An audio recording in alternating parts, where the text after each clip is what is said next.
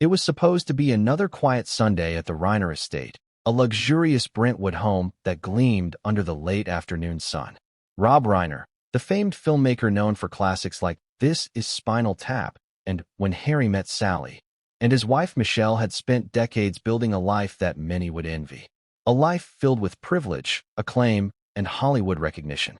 But in the span of a few hours, that life would be torn apart in a way that no family member, no neighbor, no friend, could have anticipated. And the person at the center of it all, the one who was supposed to be their son, Nick Reiner, was about to turn everything upside down. But before we continue, please subscribe and turn on the notification bell for updates. How does a son go from being a child nurtured, taught, and loved to someone capable of unspeakable violence? It's a question that seems almost impossible to answer. Yet, in the quiet corridors of the Reiner estate, the answer was hiding, captured in 9 videos, each more haunting than the last. Videos that revealed glimpses of a mind spiraling toward a catastrophic breaking point. Videos that, had anyone seen them in full context, might have served as warnings. But warnings ignored, overlooked, or perhaps misunderstood. The night of the murders started quietly, deceptively so.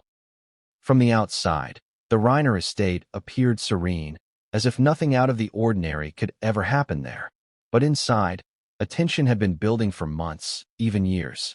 Nick, 32, had lived in the guest house on the property, close enough to be part of family life, yet far enough to create a sense of separation. He had always been enigmatic, a son who kept to himself, whose behavior had sometimes sparked concern but never outright fear. And now, that quiet, invisible tension was about to explode in the most violent way imaginable. Authorities arrived at the scene on a Sunday night to a tragedy that would send shockwaves through Hollywood. Rob, 78, and Michelle, 70, had been found lying in their bedroom, victims of multiple sharp force injuries. The Los Angeles County Medical Examiner's Office would later confirm the cause of death as fatal stab wounds. The scene was horrifying, the kind of crime that seems almost unreal when you imagine it happening in a home like theirs, a home meant to be safe, secure, and private. What followed was a blur of police reports, media coverage, and public speculation. Nick Reiner, who had once been a peripheral figure in his parents' well-documented lives, suddenly became the central figure in a narrative no one could have predicted. Arrested that very night, he was charged with 2 counts of first-degree murder. Questions raced through the minds of everyone watching from afar. How could this happen? Were there warning signs that were missed? And what was truly going on in the mind of a man capable of committing such a crime? The story is as complex as it is tragic. On one hand, it is the story of a celebrated filmmaker and his wife, victims of a shocking and brutal crime. On the other hand, it is the story of a family under immense pressure, of a son whose inner struggles were perhaps invisible to the world, yet terrifyingly real. And at the heart of it all are the 9 videos, chilling fragments of time that reveal Nick in moments before the tragedy, each one raising more questions than answers. Moments captured on camera that show behaviors, expressions, and actions that, in hindsight, appear ominous, even terrifying.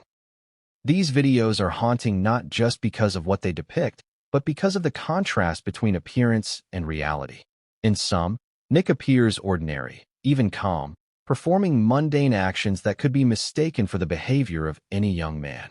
In others, his demeanor is off, a subtle but undeniable unease that hints at a darkness lurking just beneath the surface. They are a window into a mind that the world may never fully understand. A mind teetering on the edge, caught between familial love and destructive impulses. And yet, even as we examine these details, one of the most striking elements of this case is the disconnect between perception and truth. Rob and Michelle Reiner were known, adored even, by millions. Their lives seemed perfect, filled with public achievements, awards, and accolades. But behind closed doors, a different story was unfolding. A story marked by tension, isolation, and ultimately, violence. It is a stark reminder that appearances can be deceiving, that what the world sees is rarely the whole picture, and that even in the most privileged lives, tragedy can strike with terrifying speed. But why now? Why is this story capturing attention in such a way that millions are glued to their screens, dissecting every detail, every image, every report? The answer lies partly in the human fascination with true crime, especially when it collides with celebrity culture. We are drawn to the intersection of fame and violence, to the contrast between the glamorous life and the horrifying reality hidden behind closed doors. We want to understand what drives ordinary people, or those who seem ordinary, to commit extraordinary acts of cruelty. And in Nick Reiner's case, the answer may be far more elusive than anyone could have imagined. In examining this story, we must navigate layers of complexity. There is the chronological timeline of events leading up to the murders. There is the psychological dimension, exploring how a son's mind could fracture so completely. There is the family dynamic, fraught with unspoken tensions, expectations, and perhaps misunderstandings that escalated over time. And there is the broader social context, the way in which celebrity, wealth, and public scrutiny can exacerbate private struggles. This narrative will not shy away from the uncomfortable, the shocking, or the emotionally intense. We will delve into the details of the 9 videos, each one a critical piece of the puzzle, a clue to understanding the trajectory of Nick's behavior. We will explore the night of the murders with careful attention to the sequence of events, the forensic evidence, and the reactions of those involved. We will probe the aftermath, from the arrest to public outrage, from speculation to professional analysis. And throughout, we will grapple with the central, haunting question: how could this happen? And as we move deeper into this story, you may find yourself asking questions you never thought you would. Questions about human nature, about family, about the unseen struggles that can fester in silence. Questions about morality, responsibility, and the fragile boundary between love and violence. Each revelation, each video, each fact uncovered will push the narrative forward, keeping the tension high, the emotions raw, and the curiosity unrelenting. By the end of this video, we will have taken you on a journey through the life, the mind, and the tragic actions of Nick Reiner. We will have explored the luminous public life of Rob and Michelle Reiner, contrasted with the darkness that erupted in their private world. And while we may never have all the answers, the story will leave an indelible mark, a stark reminder of how quickly life can shift from the ordinary to the unimaginable. But even as the facts settle and the details become clear, there is one truth that remains: the story is far from over. The videos, the evidence, and the unanswered questions continue to cast a shadow, a chilling echo of what occurred in that Brentwood estate. And as we begin to unpack the chapters of this story, you will see that the tension, the drama, and the haunting revelations have only just begun. What you are about to witness will challenge your assumptions. It will force you to confront uncomfortable realities. And it will leave you asking, how well do we ever really know the people we love? The Reiner name carries weight. It is a name synonymous with Hollywood success, cinematic brilliance, and a legacy that spans decades.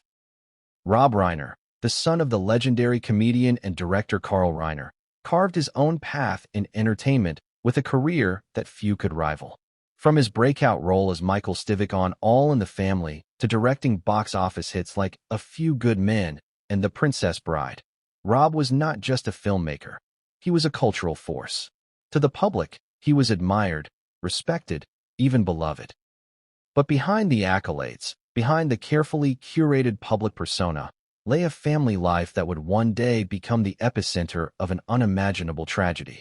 Michelle Reiner, Rob's wife, shared a quieter, though no less significant, presence in the public eye.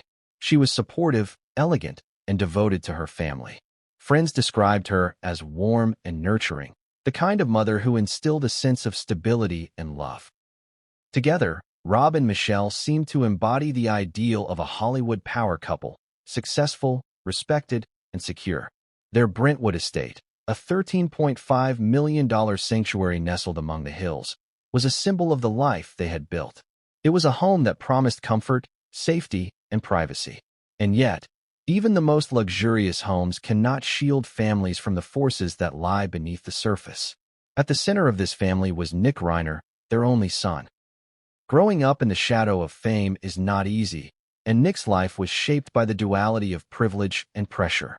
On the one hand, He had access to everything money could buy, from elite schools to private tutors, from exotic vacations to a lifestyle most could only dream of. On the other hand, there was the weight of expectation, the implicit demand to live up to a legacy, to navigate a world where mistakes are magnified and privacy is elusive. Many children of famous parents struggle with identity, with purpose, and with the invisible tension of being constantly measured against their predecessors. Nick's childhood was marked by contrasts. Friends and acquaintances recalled moments of normalcy, laughter, games, vacations, and celebrations. But there were also moments that hinted at a more complex inner life. Observers noted that he could be withdrawn, prone to brooding, and intensely private. He seemed to carry a weight that no one else could fully understand, a burden that grew heavier with each passing year. While Rob and Michelle were devoted parents, they were also navigating the demands of their careers and public lives. This created a dynamic where Nick, despite living under the same roof, sometimes existed in a world apart, a world that only he could truly inhabit. The Brentwood estate itself became a physical metaphor for this separation. Rob and Michelle occupied the main house, a space filled with warmth, laughter, and family memorabilia that celebrated decades of achievements. Nick lived in the guest house, close enough to be part of daily life, but removed enough to maintain a distinct boundary. It was a boundary that seemed practical, even normal in a household of this stature, yet in retrospect, it may have contributed to a sense of isolation. A home designed for comfort had inadvertently become a stage for distance and detachment. Throughout his life, Nick displayed flashes of intelligence, creativity, and curiosity. He had interests in technology, media, and the arts, yet he struggled with personal connections in ways that left both peers and family puzzled. Some described him as capable of intense focus and charm, while others sensed an undercurrent of volatility, a simmering tension that could surface unpredictably. These contradictions, between charm and volatility, between connection and isolation, would later become critical in understanding the trajectory of his actions. Friends and acquaintances often remarked on the duality of the Reiner household, a place of apparent normalcy and success on the surface, and a complex web of unspoken pressures beneath. Rob and Michelle were loving and attentive, yet they were also individuals with demanding careers and public responsibilities. Nick, navigating adolescence and adulthood, had to find his own place within this structure. In retrospect, this dynamic created an environment where stress, expectations, and isolation intersected, a perfect storm that could, and ultimately did, culminate in disaster. The public rarely sees the private struggles of families like the Reiners. Fans admire the glitz, the talent, and the achievements, but they rarely glimpse the pressures that accompany fame. For Nick, these pressures were compounded by personal challenges and internal conflicts that few could perceive. The contrast between public perception and private reality is a recurring theme in Hollywood tragedies, where the glitter of success can obscure the darker realities of family life. Despite these challenges, Rob and Michelle continued to live with grace and dedication. They hosted gatherings, supported charities, and maintained connections with friends and colleagues. They sought to nurture Nick's potential while balancing their own lives, a balancing act that, while noble, was fraught with difficulty. Families of celebrities often face an invisible tension, the need to protect the household from external scrutiny while also attending to the internal emotional landscape. The Reiners were no exception. By the time Nick reached adulthood, the dynamics of the family had shifted subtly but profoundly.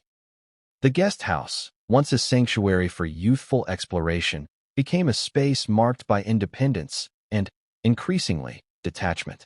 Communication between Nick and his parents was uneven, sometimes strained, sometimes affectionate. Small disagreements or misunderstandings could escalate quickly, revealing fissures that had lain dormant for years. These were not necessarily unusual circumstances for a family navigating fame and wealth, yet in this case, the cracks would later widen into chasms. Observers often note that children of fame navigate a unique set of psychological pressures. They are scrutinized in ways ordinary children are not. They inherit legacies they did not choose and are constantly measured against accomplishments that are not theirs. This environment can exacerbate underlying emotional struggles, magnifying feelings of inadequacy, resentment, or detachment.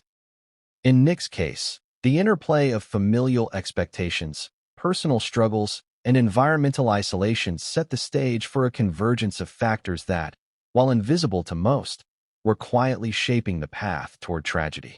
The Reiner legacy, therefore, is a paradox. On the surface, it represents achievement, admiration, and cultural significance. Beneath the surface, it also encompasses pressures, unseen struggles, and the complex emotional landscape of a family under extraordinary circumstances. Understanding this legacy is crucial because it frames the context in which the events that followed unfolded. It is not merely a story of fame or fortune. It is a story of human vulnerability, of relationships strained by expectations, and of a young man whose internal conflicts were magnified by the unique circumstances of his upbringing. As we delve into the details of the night that would change everything, it is essential to keep this context in mind. Rob and Michelle were not merely victims of a random act of violence. They were part of a family ecosystem, one shaped by decades of history, love, expectation, and complexity. And at the center of that ecosystem was Nick, a son whose life had been shaped by both privilege and pressure, by love and by isolation, by visibility and by secrecy. The Reiner legacy is a story of contrasts, public triumph and private struggle, parental devotion and filial tension, familial love and latent volatility. It is within these contrasts that the seeds of tragedy were sown.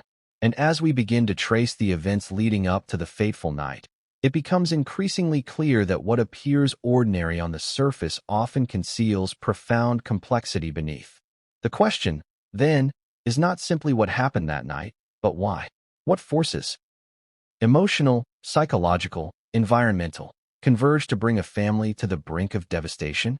How could a household that seemed so secure and loving become the site of unspeakable violence? And perhaps most chillingly, could anyone have seen it coming? Because while the world admired the Reiner legacy, few understood the tensions that simmered quietly beneath the surface. And as we examine the next chapter of this story, the early warning signs, the subtle signals, and the moments that hinted at what was to come, it will become clear that the Reiner tragedy was not a singular, inexplicable event, but the result of a complex interplay of factors that were quietly shaping the course of a family's destiny. The story of the Reiner family is often told in the stark contrast between public perception and private reality, but if we dig deeper, certain patterns begin to emerge. Subtle, easily overlooked, yet ominous in hindsight. Nick Reiner, the only child of Rob and Michelle, exhibited behaviors in the months and even years leading up to the tragic events that, at the time, may have seemed inconsequential or simply a part of normal family tension. Yet, when viewed with the knowledge of what would unfold, these moments take on a chilling significance. The first warning signs were not dramatic. They were quiet, almost invisible. Friends and neighbors described Nick as increasingly reclusive. While many young adults retreat into their own space from time to time, Nick's isolation was more pronounced. Days would pass without him leaving the guest house, and his interactions with his parents and peers were minimal, often curt or strangely tense. People close to the family began to notice that he seemed detached, emotionally distant, and at times, strangely volatile. Yet, these were behaviors that could easily be rationalized: stress, personal struggles, or the normal push and pull of adulthood.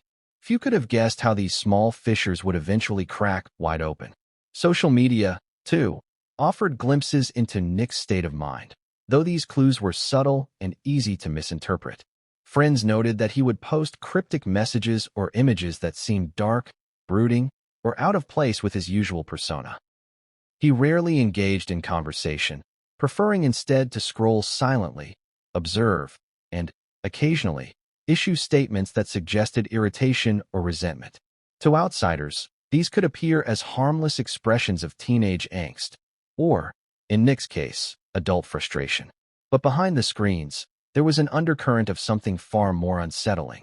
Each post, each message, each fleeting online reaction became a small indicator of a psychological tension that was quietly mounting. Even within the family home, subtle cues hinted at growing instability. Rob and Michelle, devoted and attentive as they were, began to encounter small conflicts with Nick that were out of character for him. Arguments that would normally be trivial sometimes escalated, leaving both parents and son frustrated and bewildered. Nick's responses could shift suddenly from calm to sharply defensive, from seemingly indifferent to unnervingly intense. Friends and extended family who visited the Brentwood estate recalled moments of awkward silence, tension-laden dinners, and exchanges that hinted at deeper, unspoken discord. These moments, in retrospect, were more than typical family friction. They were warning signs that the balance of the household was precarious. Neighbors, too, began to notice unusual patterns. Some recalled late-night comings and goings, shadows moving across windows, and conversations carried out in hushed, urgent tones. While none of these observations suggested imminent danger on their own, they contributed to an accumulating sense that something was off, something beneath the surface that no one could fully articulate. It is often in the ordinary, overlooked details, the way someone walks, the tone of a single conversation, that the first whispers of a coming storm are heard. And in the Reiner household, these whispers were persistent, though subtle.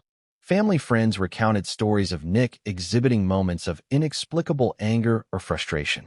A disagreement over a minor household matter could flare into an intense verbal exchange, leaving both parties shaken. Sometimes, his reactions seemed disproportionate, his emotions unpredictable. Experts later analyzing these behaviors would point to patterns often associated with untreated mental health conditions, emotional dysregulation, and underlying resentments. Yet, at the time, they were dismissed as eccentricities, quirks, or the consequences of growing up in the shadow of fame. Beyond behavior, the emotional climate of the household was shifting in ways that few outside the family could perceive. Rob and Michelle, despite their best efforts, were balancing careers, public attention, and the responsibilities of parenting an adult child. Their attention was divided, their energy stretched. Nick, feeling both visible and invisible in this environment, may have experienced feelings of neglect, frustration, or isolation. These are subtle forces, almost impossible to measure from the outside, yet capable of shaping the trajectory of a young adult's emotional state in profound ways. In the months leading up to the tragedy, Nick's patterns of behavior became increasingly erratic. Friends reported periods of heightened agitation, sleepless nights, and moments of unusual focus or obsession. He seemed to vacillate between isolation and bursts of intense, sometimes irrational energy. Some days he would leave the guest house, interact normally, and seem almost unchanged. Other days, he would retreat entirely, withdrawing from all human contact. The inconsistency itself became a source of tension, leaving those around him uneasy, uncertain, and unprepared for what was to come. Among these subtle signs, the most disturbing hints came from the 9 videos that have since surfaced. Each one, captured at different points in time, shows Nick in moments of quiet observation, sudden agitation, or cryptic behavior that hints at a mind wrestling with forces he could not fully control. One video shows him pacing the guest house floor, muttering under his breath, eyes darting as if anticipating something, or someone, that no one else can see. Another shows him sitting silently, staring into space, hands clenched, expression taut with suppressed emotion. Each video, seemingly mundane at first glance, becomes profoundly unsettling in context. Together, they form a mosaic of a mind inching closer to a breaking point. Yet, even as these warning signs mounted, they were not fully recognized. This is the tragedy of foresight. Patterns that appear obvious in retrospect are often invisible in the moment. Neighbors, friends, and even family may notice small anomalies, but fail to connect them to the larger trajectory of danger. In Nick's case, the combination of isolation, volatility, subtle threats in his demeanor, and cryptic online behavior formed a pattern that few could interpret until it was too late. Some experts analyzing the case have suggested that Nick exhibited what psychologists call subclinical indicators, behaviors that signal emotional or psychological stress but do not yet reach the threshold of overtly dangerous activity. These indicators can include social withdrawal, inconsistent communication, unexplained irritability, and subtle aggression. While individually these signs may not warrant alarm, taken together, they can foreshadow more serious outcomes if unaddressed. In Nick's case, these patterns were present and escalating, forming an invisible framework that preceded the tragic events of that Sunday night. Adding to the complexity is the element of denial, common in families facing subtle but escalating problems. Rob and Michelle, like many parents, may have underestimated the seriousness of these signs. They likely attributed mood swings to normal stressors, misread behavior as typical independence, or assumed that any underlying issues could be managed within the family. This is a universal human tendency to rationalize and normalize behaviors that, in hindsight, are red flags. The danger is that normalization delays intervention, and in some cases, tragedy becomes inevitable. As the tension quietly built in the Reiner household, there were fleeting moments that hinted at the coming storm. A slammed door here, a harsh word there, a neighbor recalling a muffled argument late at night. Each instance alone might have seemed inconsequential, easily forgotten. Together, they formed an unbroken thread of unease, a tension that, while invisible to most, was steadily intensifying, culminating in the ultimate act of violence that would shock Hollywood and the world. In reflecting on these early warning signs, one cannot help but grapple with the question of predictability. Could anyone have seen this coming? Could intervention have prevented the tragedy? The truth is murky. While the signs existed, they were subtle, scattered, and easily misinterpreted. Yet their presence underscores a critical truth. Violence, particularly within families, often festers in silence. It grows in corners unseen, nurtured by misunderstanding, neglect, or underestimation of emotional complexity. And while the warning signs themselves are important, what is even more chilling is how quickly they escalated. The quiet tension, the isolation, the cryptic behavior, all of it set the stage for a single moment, a convergence of circumstances that would culminate in horror. As we move forward to reconstruct that night, the significance of these early warning signs becomes painfully clear. They were the threads of a narrative that, once pulled, unraveled into tragedy. The night of Sunday, exact date, 2025, began like many others in Brentwood, quiet, warm, and deceptively ordinary. The Los Angeles sky was tinged with gold as the sun dipped below the hills, casting long shadows across the manicured lawns of the Reiner estate. Inside the main house, Rob and Michelle were winding down, finishing a late dinner, and perhaps exchanging the kind of small talk that fills the gaps of ordinary evenings. Meanwhile, in the guest house, Nick Reiner was alone, immersed in his own world, a world that, by now, had become increasingly insular and unpredictable. On the surface, nothing seemed amiss.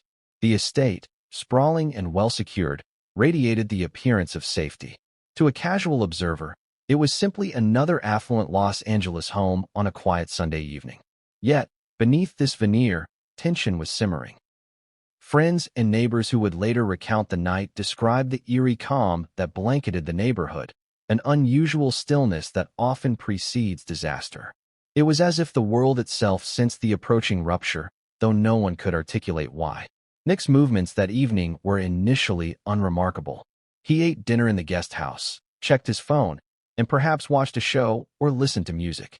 But then, subtle cues began to emerge. Small behaviors that hinted at internal agitation, gestures that suggested a mind consumed by thought, by planning, or by something darker entirely. He moved with a tense precision, pacing at times, pausing abruptly, his gaze fixed on points unseen. For those watching through the lens of hindsight, these actions were haunting, a prelude to the violence that would soon erupt. Inside the main house, Rob and Michelle engaged in their usual routines. Perhaps they were watching television, reviewing scripts, or simply talking quietly. There is evidence to suggest that their awareness of tension in the household was minimal. They had no reason to suspect that the son they had nurtured and loved for 32 years could pose a threat. Yet, as the hours passed, small discrepancies in the evening unfolded. Doors opened when they shouldn't have, footsteps echoed in the hallways of the guest house, and the ordinary rhythms of the household began to falter under the weight of invisible pressure. At some point that evening, a confrontation occurred, its exact origin still partially shrouded in uncertainty. Did Nick enter the main house intentionally, or did circumstances simply draw him there? What was said in those first moments remains unclear, though forensic and witness accounts suggest a sudden escalation. A disagreement, minor in words but intense in energy, ignited a series of actions that would soon culminate in unimaginable violence. The Reiners, like many parents, may have assumed that any agitation would pass, that the intensity would subside, that a moment of anger or frustration could be diffused. But what unfolded next was not ordinary anger.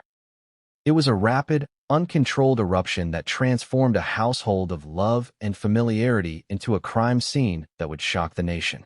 Each movement, each word, each gesture contributed to the escalating tension, a tension that Nick seemed both propelled by and consumed with. Multiple reports confirmed that Rob and Michelle suffered multiple sharp force injuries, consistent with a prolonged and violent attack. The medical examiner's office later detailed the nature of these injuries, highlighting the extreme force and intent involved. This was not a crime of impulse alone. It bore signs of premeditation, of a mind focused on a singular, horrifying objective.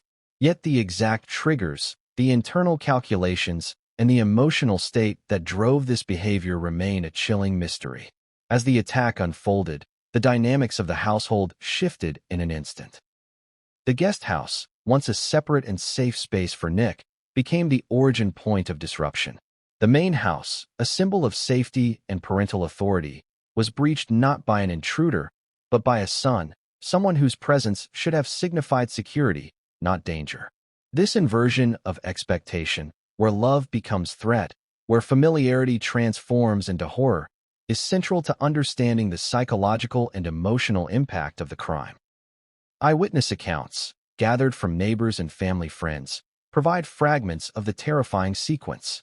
Some recall hearing muffled sounds of struggle, the faint but unmistakable echo of raised voices, followed by an unsettling silence. Others noted a sudden flurry of activity, lights turning on and off, doors opening abruptly, shadows moving behind curtains. While none of these observations reveal the full scope of what transpired, together they create a mosaic of chaos, tension, and impending tragedy. The videos taken by Nick during this period, some of which have since been made public, offer an even more disturbing perspective. In these recordings, he appears calm, deliberate, and eerily detached, yet certain movements betray agitation. Hands fidgeting, eyes darting, posture rigid. The footage suggests a duality. The outward appearance of control masking internal chaos, a mental state oscillating between focus and volatility. Each clip, each frame, each subtle expression tells a story of a mind teetering on the edge, a tension that would explode in deadly force. In examining the timeline, investigators pieced together the likely sequence of events. Nick approached the main house, engaged in the confrontation, and initiated the attack. The progression was rapid but contained a terrifying clarity of purpose. Each strike, each movement, indicated intent, and forensic analysis later confirmed patterns consistent with deliberate action rather than spontaneous violence. The horror of the scene is magnified by this realization. This was not a random act of fury. It was the culmination of a psychological trajectory that had been building for months, if not years. As the night wore on, the consequences of the actions became undeniable. Rob and Michelle lay motionless, victims of an unthinkable act by the very person who should have protected them. The once peaceful estate was transformed into a locus of death, the sounds of violence replaced by an eerie stillness that would persist until authorities arrived. The sheer brutality and intimacy of the crime struck at the core of familial trust, creating a rupture that extended beyond the immediate tragedy to affect a wider community shocked by the enormity of the act. When law enforcement arrived, the scene was meticulously documented, photographed, and analyzed. Officers were confronted not only with the physical aftermath, but with the psychological complexity of the crime, a son murdering his parents in their own home. The implications were staggering. Questions arose immediately about motive, premeditation, and psychological state. How could a family so seemingly close, so established, produce such catastrophic violence? How had warning signs been missed, ignored, or misinterpret it. For the public, the night represents a convergence of horror and disbelief. Rob and Michelle Reiner were figures of cultural significance, symbols of creativity and Hollywood achievement. Their deaths, at the hands of their own son, challenged conventional understandings of family, safety, and morality. The neighborhood that once admired their home now recoiled in shock, the very walls that had represented stability now bearing witness to an act of extreme violence. Even as investigators worked tirelessly, piecing together evidence and reconstructing the events, the questions remained. What drove Nick to act with such lethal intent? Was this the result of long-standing psychological issues, emotional distress, or a culmination of multiple factors converging in a single night? And perhaps most chillingly, could anyone, family, friends, neighbors, have predicted or prevented the horror that unfolded? The night of the murder is a pivotal moment, the fulcrum upon which the story pivots from tension to tragedy. It is a moment that crystallizes all the subtle warning signs, the underlying family dynamics, and the psychological patterns into a single, devastating event. And as we move forward to examine the haunting videos that captured Nick's behavior leading up to the attack, it becomes painfully clear that each moment, each frame, each seemingly innocuous action was part of a trajectory leading inexorably toward violence. What happened that night is not only a story of loss, but also a cautionary tale, a reminder that beneath the surface of even the most privileged lives, tension, isolation, and unaddressed psychological distress can accumulate silently, with consequences that are impossible to foresee. But the true horror is revealed in the videos themselves. Moments that appear mundane at first glance become sinister when placed in context, showing behaviors and expressions that hint at intent, forethought, and the chilling reality of a mind preparing for tragedy. And the more we analyze these 9 recordings, the more we realize that the night's events were not a sudden eruption, but the culmination of an intricate, unseen build-up. There are moments in life that defy understanding, moments that linger in memory long after the event itself has passed. In the case of Nick Reiner, these moments were captured on video, 9 chilling recordings that would later serve as a haunting window into the state of his mind in the hours, days, and weeks leading up to the tragedy. These videos are not merely recordings. They are fragments of intent, pieces of a psychological puzzle that reveal tension, obsession, and a darkness that would culminate in the unthinkable. The first video is deceptively ordinary. Nick is seated on a couch in the guest house, scrolling through his phone. At first glance, it seems mundane, almost banal. Yet, there is an unmistakable tension in his posture. His shoulders are rigid, his fingers twitch with impatience, and his gaze flickers around the room as if expecting an intrusion. The audio, faint and almost imperceptible, carries the sound of his muttered words, phrases that hint at frustration and resentment. It is subtle, almost easy to miss, but forensic psychologists analyzing the footage later would note that the combination of body language and microexpressions reveals a mind on edge, a mind rehearsing actions that would later manifest in violence. The second video presents a different dimension of behavior. Nick is pacing the floor, hands clenched, eyes darting. Occasionally, he stops abruptly, his expression tense, as if listening to an imagined sound. There is a rhythm to his movements, almost methodical, punctuated by small, repeated gestures that indicate internal agitation.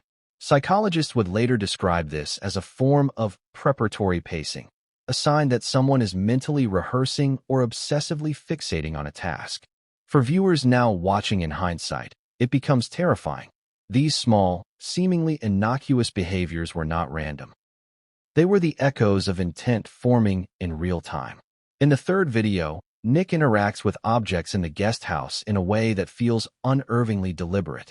He picks up a knife from a kitchen counter, examines it, and places it down repeatedly, as though contemplating its use.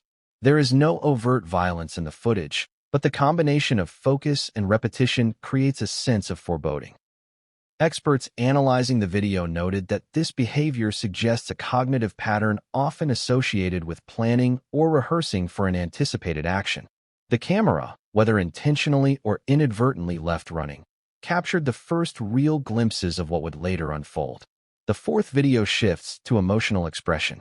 Nick is seated, staring into space, his face a canvas of suppressed emotion. There is a brief moment where he smiles.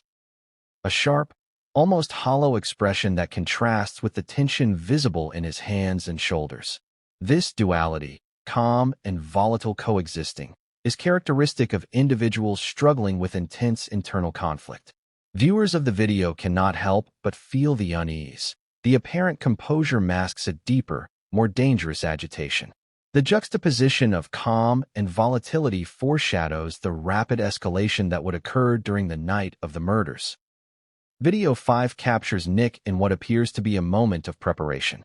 He moves around the guest house, checking locks, opening and closing doors, and scanning rooms. There is an almost ritualistic quality to his actions, a meticulous attention to detail that is unsettling in its precision. Each movement, measured and deliberate, hints at a mind mapping the physical environment, a crucial detail for understanding the calculated nature of the ensuing crime. This video, unlike the earlier ones, begins to reveal a clear trajectory toward the tragic events that would follow. The sixth video introduces auditory elements that heighten the tension. Nick can be heard muttering under his breath, phrases that are fragmented but laced with anger, frustration, and perhaps even fear. The tone of his voice shifts from calm to sharp agitation, a fluctuation that indicates heightened emotional arousal. Psychologists reviewing the footage identified this as a critical precursor. Verbal self-talk combined with agitation often correlates with the mental rehearsal of aggressive or violent behavior. Each word, each shift in tone, serves as a warning, a signal that the mind is engaging in a dangerous cognitive process. Video 7 is among the most chilling. Nick is seated at a table, a knife in hand, spinning it gently between his fingers while maintaining eye contact with the camera. There is a deliberate quality to his movements, a calm focus that is profoundly unsettling. The juxtaposition of casual handling and intense concentration communicates intent in a way that transcends words. The video does not depict action beyond manipulation of an object, yet the psychological implications are clear. This is a rehearsal of control, a mental preparation for what he would soon carry out. The eighth video is shorter, but equally disturbing. Nick glances toward the doorway of the guest house, his expression tight with anticipation, as if expecting someone to enter. There is a subtle tightening of the jaw, a narrowing of the eyes, and a faint tremor in his hands. In hindsight, the video reads as an early visualization of the confrontation to come. It is a moment where the psychological tension becomes almost tangible, a silent warning encoded in posture, gaze, and micromovement. The ninth and final video is the most consequential. It captures Nick holding a knife, standing in a position of poised readiness. The camera angle shows the bed in the main house at a distance, a symbolic representation of where the violence would occur. The intensity of his gaze, the deliberate stance, and the controlled breathing all indicate a mind fully focused on execution. Psychologists reviewing this footage would later describe it as the clearest indicator of premeditated intent among the 9 recordings. It is the moment where ambiguity disappears, replaced by a chilling clarity.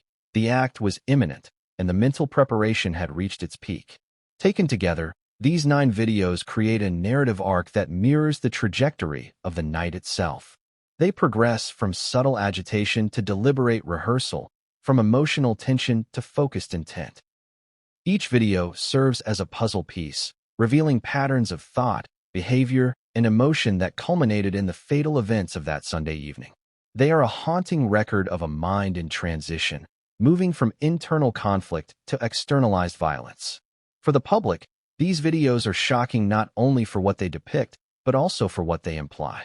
They challenge assumptions about visibility and awareness, highlighting the difficulty of recognizing danger before it manifests. Friends and family may have seen fragments of these behaviors, but without the context provided by the complete sequence, the trajectory toward tragedy was invisible. The videos, in essence, serve as both documentation and warning, a window into a psychological state that few could have understood without the benefit of hindsight. Yet, the videos are not just evidence. They are storytelling devices, revealing contradictions, emotional spikes, and psychological depth. They show Nick as capable of normalcy and detachment, calmness and agitation, preparation and hesitation, all within the span of minutes. This duality underscores the complexity of human behavior, particularly in the context of familial relationships and psychological stress. It also reinforces the terrifying notion that intent can exist quietly, almost invisibly, until the moment it is executed. As we analyze these recordings, one cannot escape the feeling of inevitability. Each video, when viewed sequentially, forms a timeline of escalation, a map of psychological preparation that leads inexorably to the events of the night. They force the viewer to confront a difficult truth. Violence, particularly that which emerges from within a family, often leaves subtle traces, behavioral breadcrumbs that are easy to overlook until the consequences are irreversible. And yet, despite their clarity in hindsight, the videos also raise profound questions. How could the tension, the agitation, the rehearsals have gone unnoticed or unaddressed? Were there moments where intervention might have prevented the tragedy? What do these recordings reveal about the nature of intent, control, and the fragile boundary between thought and action? These questions linger, haunting viewers and analysts alike, as the narrative moves forward to the investigation and the broader implications of the crime. Because what these videos reveal is not just a glimpse of a troubled mind. They are the key to understanding the tragic events that would soon unfold. They are the final pieces of the puzzle that explain why a night that began with ordinary routines ended in horror, and why, despite appearances, a son became a deadly force within the very home meant to shelter him. The morning after the tragedy, the Brentwood estate was transformed from a private sanctuary into a meticulously secured crime scene.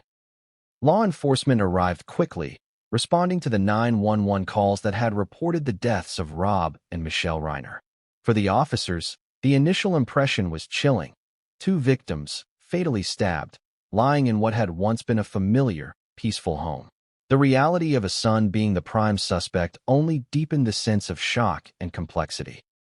Investigators were now tasked with untangling a web of familial relationships, behavioral patterns, and forensic evidence to understand what had occurred inside the estate the night before. The first priority was securing the scene. Detectives cordoned off the main house, ensuring that every doorway, every surface, every object was preserved for analysis. Photographs were taken, fingerprints collected, and the positions of the victims meticulously documented. Every detail mattered. The trajectory of wounds, the placement of objects, and the minute traces of DNA or skin cells that might provide insight into the sequence of events. In a case like this, where the suspect was known and closely related to the victims, every detail could provide clarity or raise further questions. Nick Reiner, meanwhile, was already in custody. Arrested on the night of the murders, he had been taken from the guest house and transported to a secure facility. The officers reported that he was calm, compliant, and detached, a demeanor that, while outwardly controlled, masked the psychological turmoil that would become evident through interviews, behavioral analysis, and examination of the videos he had recorded. Psychologists would later analyze his effect and tone during questioning, noting the subtle dissonance between his outward calm and the intense preparation visible in the recorded footage. The investigation quickly expanded to include a review of the entire property. The guest house, where Nick had lived, was thoroughly searched, uncovering items that would later be scrutinized for their relevance to the crime.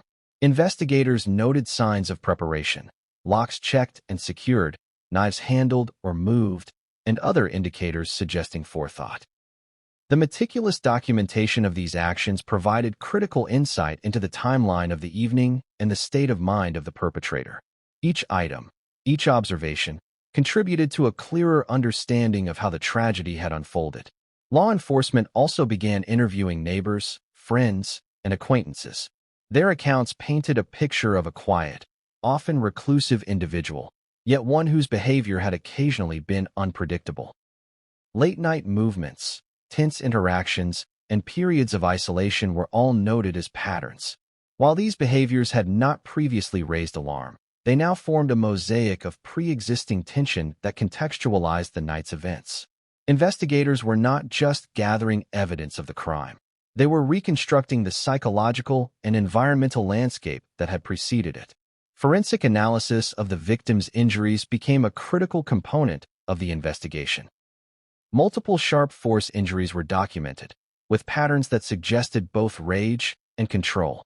The number and severity of wounds indicated an intense, sustained attack, while the placement suggested awareness of the victim's responses.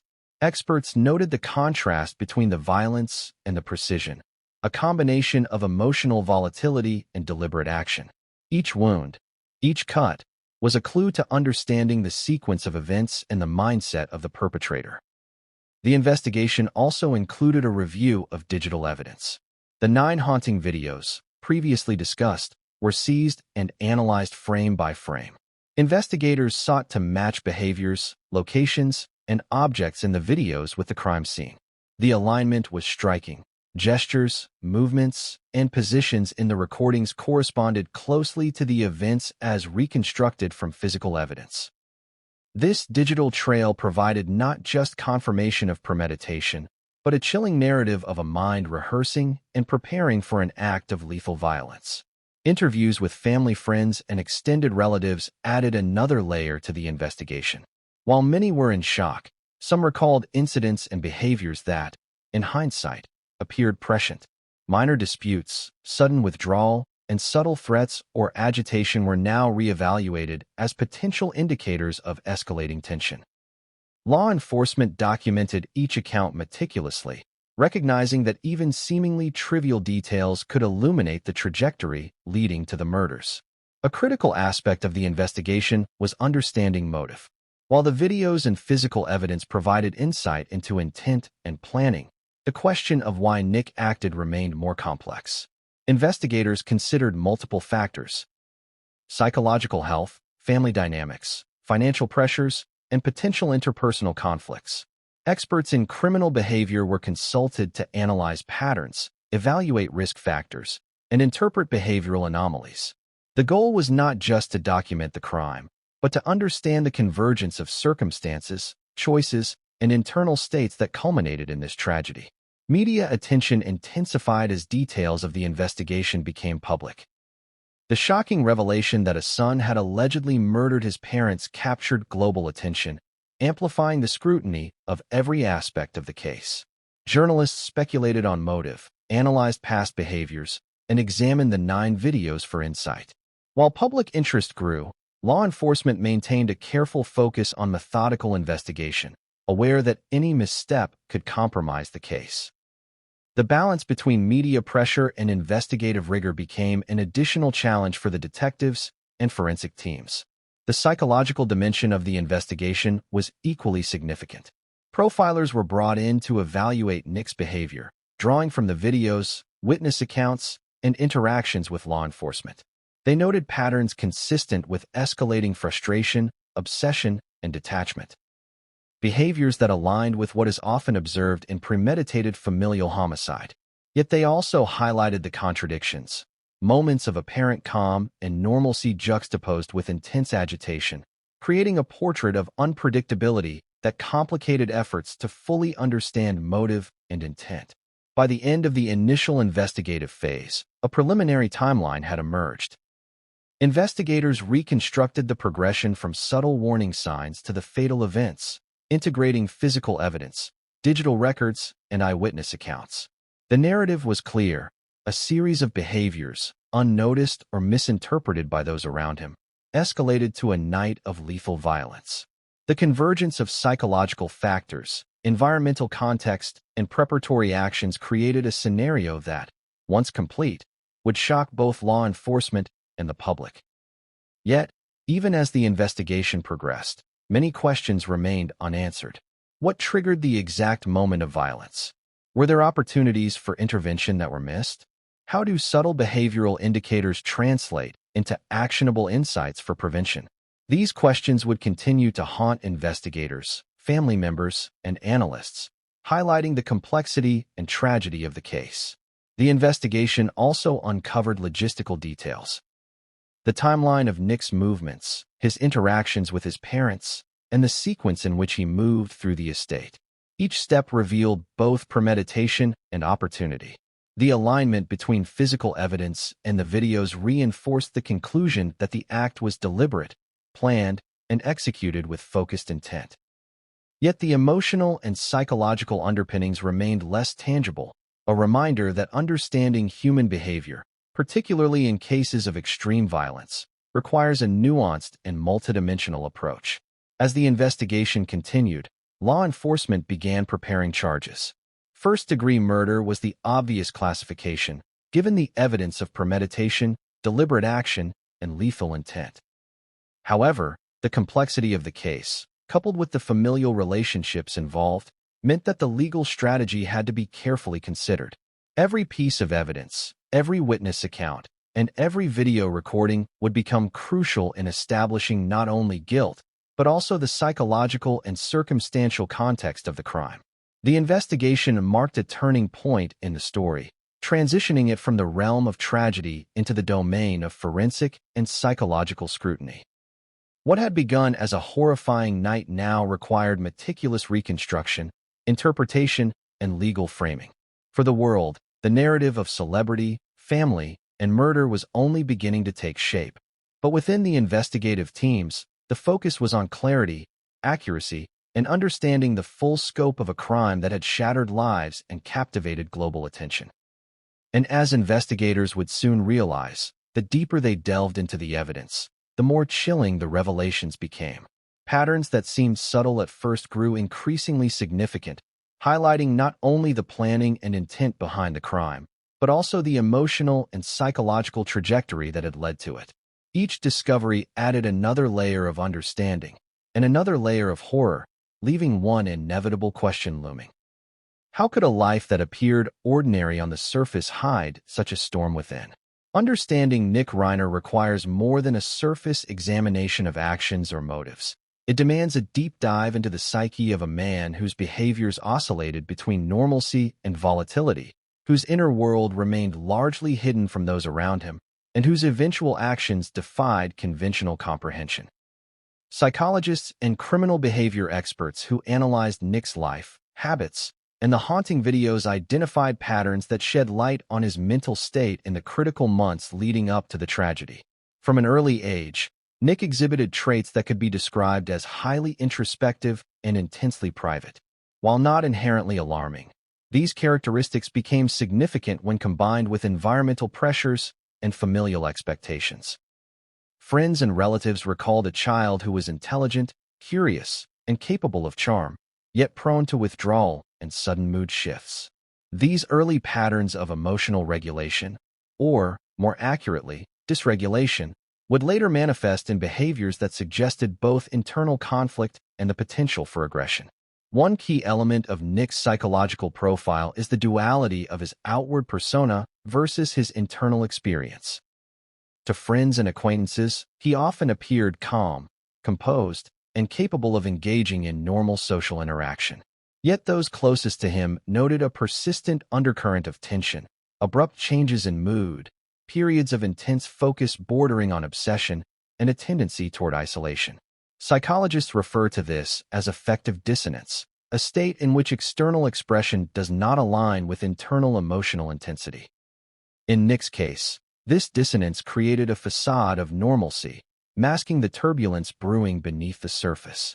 The 9 haunting videos, which would later become central to understanding the timeline of the murders, provide critical insight into this dissonance. In some recordings, Nick is calm, deliberate, and composed, sitting quietly, performing ordinary tasks, or speaking in a measured tone. In others, he exhibits heightened agitation, pacing, muttering, manipulating objects with obsessive attention, or displaying subtle but telling physical tension.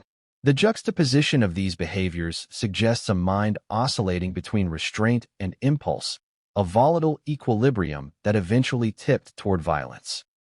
Experts examining these videos also identified behaviors consistent with obsessive-compulsive patterns, including repetitive handling of knives, repeated scanning of the environment, and ritualistic movements around the guest house.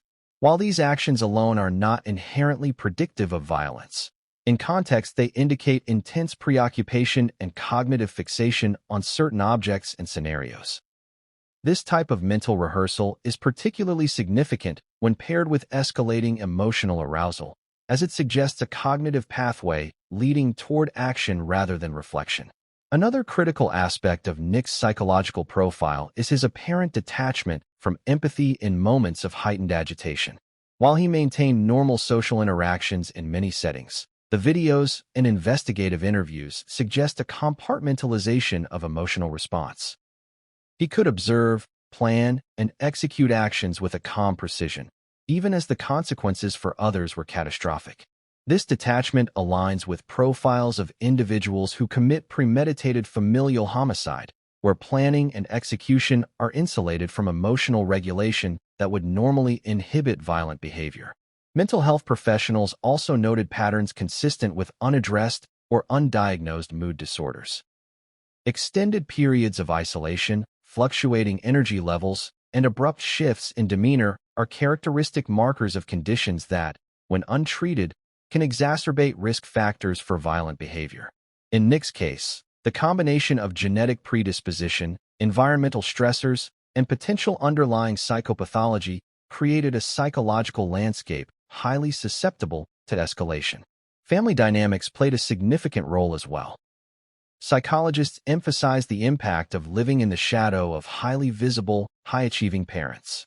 The pressures of familial expectation, coupled with perceived or real emotional distance, can heighten feelings of inadequacy, resentment, and frustration. For Nick, these dynamics may have contributed to a growing internal narrative in which conflict, anger, and control became psychologically central, laying the groundwork for the eventual act of lethal violence. The expert analysis also highlights the interplay between isolation and obsessive thought patterns. Living in the guest house provided Nick with both physical separation and emotional distance from his parents.